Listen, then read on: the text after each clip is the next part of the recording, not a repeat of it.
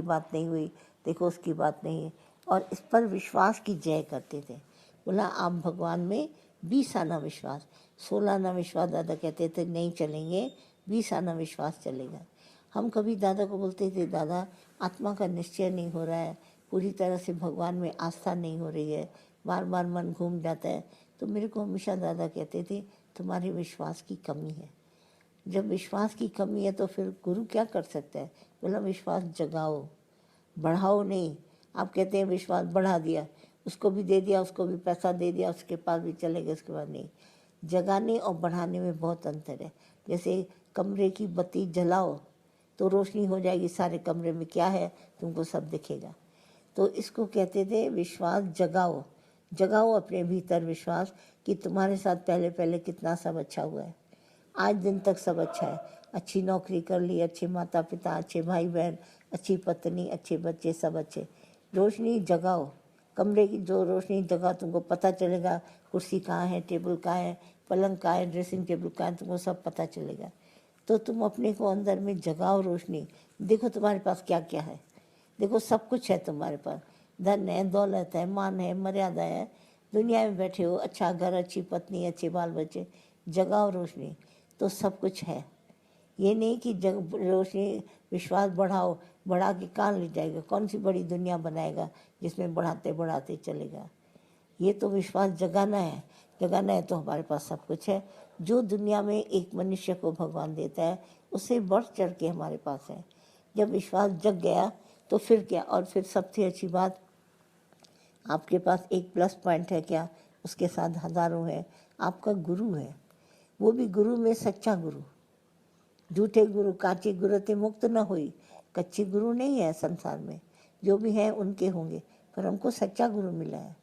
एक भी पाई पैसा धन दौलत कुछ न लेकर के हमारे को सच्चा गुरु मिला है। तो इस सच्चे गुरु को भी लेकर हम संसार में जब चलते हैं तो हम देखते हैं अरे किसी के पास इतना सच्चा गुरु नहीं है, मेरे पास तो सच्चा गुरु है। तो ये सब अंदर में बात को जानो, एक तो विश्वास जगाओ और फिर सच्चा गुरु अंदर में है, तो सबसे बढ़ के तो हम है। दुनिया में कहीं भी जाएगा तुम अपने को सबसे ऊंचा मानो, क्योंकि तुम्हारे साथ भगवान है। और कैसा सच्चे गुरु ने हमको बताया, बोला जड़ और चेतन में भगवान है, और उसी भगवान की हम लोग बात करते हैं, पखो बनकर, हाँ उसी भगवान की हम लोग सदैव बात करते हैं कि वो प्रभु हमारे साथ है। और जीवन का एक एक नक्शा हम अंदर में बात करते हैं, अरे बच्चे भगवान है, स्त्री भगवान है, ये भगवान, नौकर चाकर, सब सुख सुविधा हमारे को मिलते हैं। तो उसको अच्छी तरह से जान करके हम सबको सबसे ऊंचा अपने को मानते हैं, क्योंकि सच्चा गुरु है हमारे पास, जीवन दाता है, जिसने हमारे को एक एक विचार लेकर हमारे को उपरामता दी है। तो उपरामता दे के और उसमें देखिए हमारे पास बहुत कुछ भगवान ने दिया है, इतना हम अंदर में अच्छी तरह से जानते हैं, अच्छी तरह से जान करके और उसी बात को मान के चलते हैं। ऐसी कोई बात नहीं होती कि हम उसको अंदर में घबराएं। तो मन जो है वो एग्जिस्ट नहीं करता है, क्योंकि इसका जैसे हम और संसार में कहते हैं बातें, तो ये सब भगवान के थ्रू है।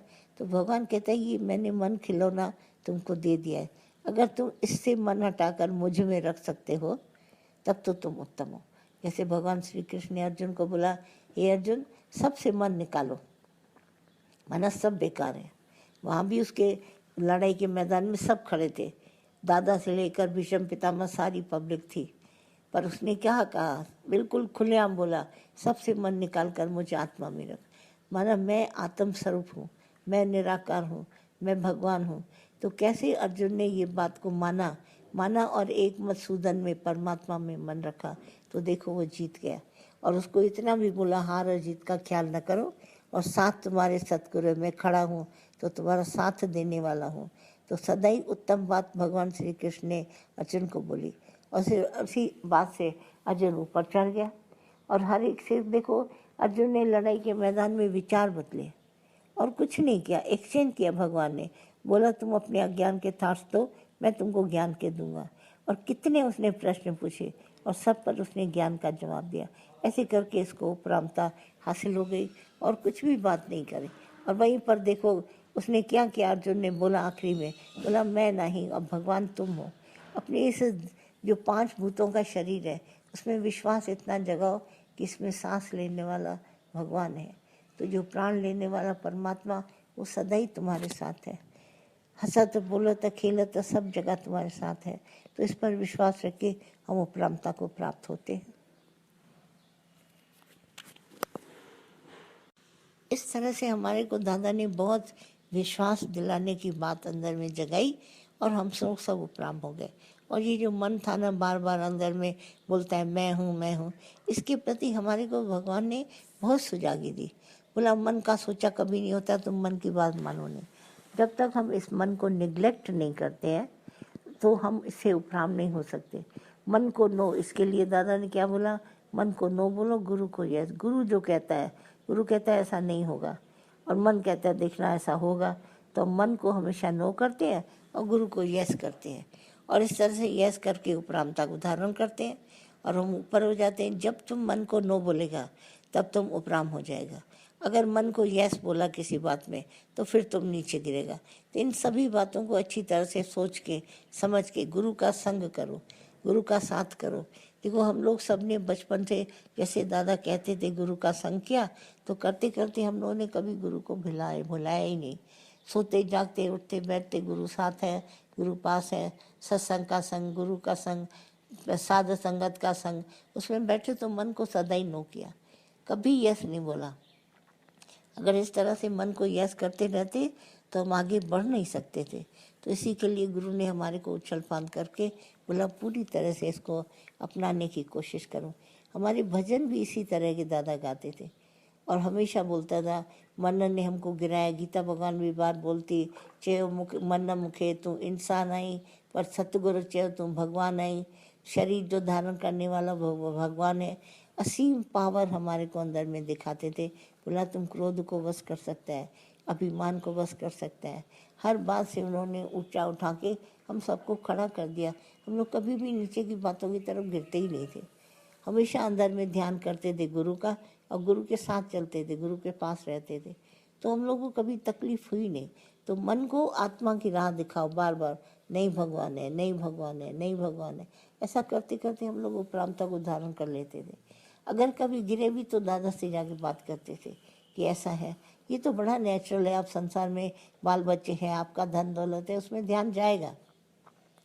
पर हमको कैसी ट्रिक भगवान ने दिखाई। बोला बाल बच्चे हैं, धन दौलत है, ये सब है, तुम बोलो भगवान है, तुम बोलो ये भगवान के हैं। दिए तो सब वास्तव में भगवान ने है ना। धन भी दिया है, दौलत भी है, नौकरी भी दी है, बाल बच्चे भी है, तो सब भगवान का रूप है। तो बेटा नहीं पर भगवान, बेटी नहीं पर भगवान, स्त्री नहीं पर भगवान, भाई नहीं पर भगवान, बहन नहीं पर भगवान। ऐसे भगवान भगवान कहते हम आगे निकल गए और फिर कभी सोचा भी नहीं। तो क्या हुआ, अगर भाई है, बहन है, माता है, पिता है, बच्चे हैं, सब कुछ है, तो क्या हुआ, ये परिवार सारा भगवान का है। पूरा आत्मा हमारी परमेश्वर, परिवार आत्मा हम मैं हूँ और ये जो परिवार है वो सादा भगवान का है। ऐसे कहते कहते सोते जागते हम सब ने ऐसे ज्ञान को अंदर में पा लिया कि जैसा लगता था जैसे ज्ञान हमारे पास है ही है। और गुरु की सिमरन, गुरु की याद, गुरु का प्यार सदा ही हमको जगाए रखता है। ऐसी कोई बात नहीं। सिमरन में जैसे गाते थे दादा, जिसके हृदय में हरि सिमरन होगा उसका सफल क्यों न जीवन होगा। हम उसमें शक क्यों रखें। और ये मन तो झूठा था ही, हमको गुरु सदा ही इस बात से ऊपर उठाता था, ये झूठ है, कभी इसके ऊपर विश्वास नहीं करता। आगे पीछे चलते रहते थे।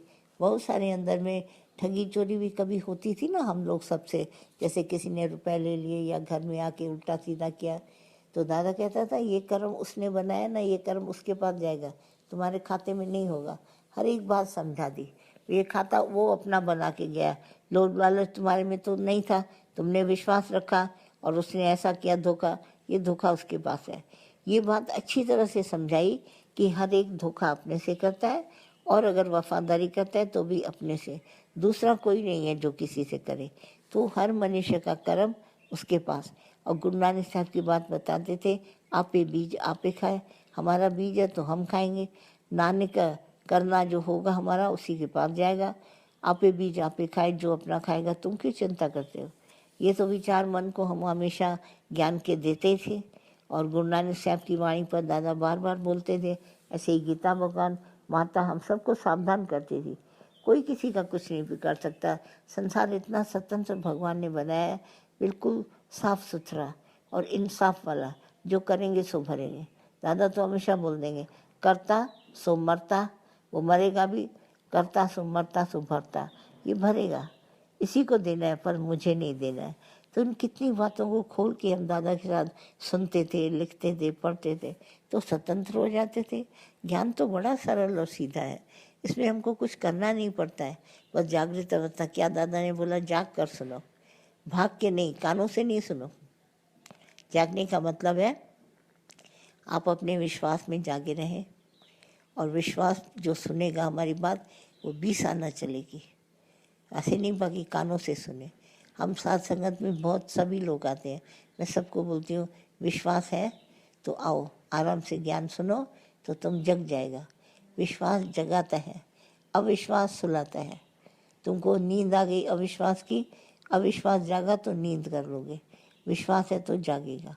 विश्वास है जागती ज्योत, और जब वो ज्योत बुझ गई तो समझो अविश्वास है। तो हमारी भीतर की बाहर के तो दिए जलेंगे बुझेंगे, उसकी तो कोई बात नहीं, पर हमारे हृदय का दिया जो विश्वास है वो सदा ही जागना चाहिए। उसी विश्वास से हम परमात्मा को पा सकते हैं, बाकी किसी बात से भी नहीं।